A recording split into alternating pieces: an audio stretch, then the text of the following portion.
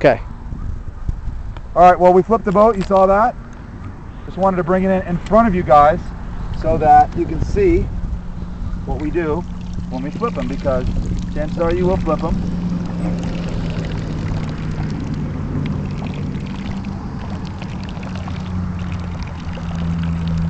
Well, it's a lot of water. How come the boat didn't sink? How come everything's still working?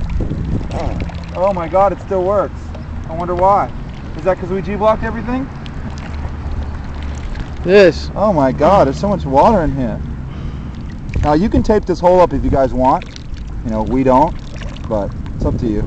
Oh wow, there's no hatch tape on this boat. I kind of like the Just air. realized. Yeah, no hatch tape. I kind of like the air in there. Well, actually, just keep filming. It's important. People like to know, because old school guys, you know, if they get a boat wet, it's pretty much ruined. From what I've heard, I'm not, you know. We're really not used to that.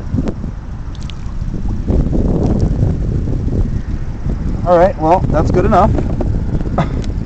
Well, let me touch everything. Everything's wet, so everything's cold. So let's just go ahead and put it back in the water. I'll drive it this time since Joe's on punishment since he flipped it. I mean, that's too brutal. Let's see what happens. Oh my God, it still works.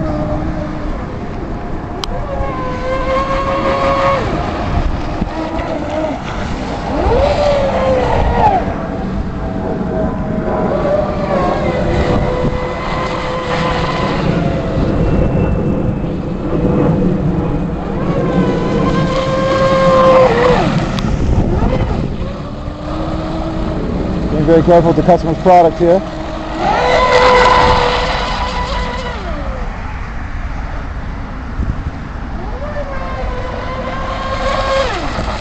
Alright, well, you guys get the point. It's David Joe Gfreak with another horrible video. Cheers.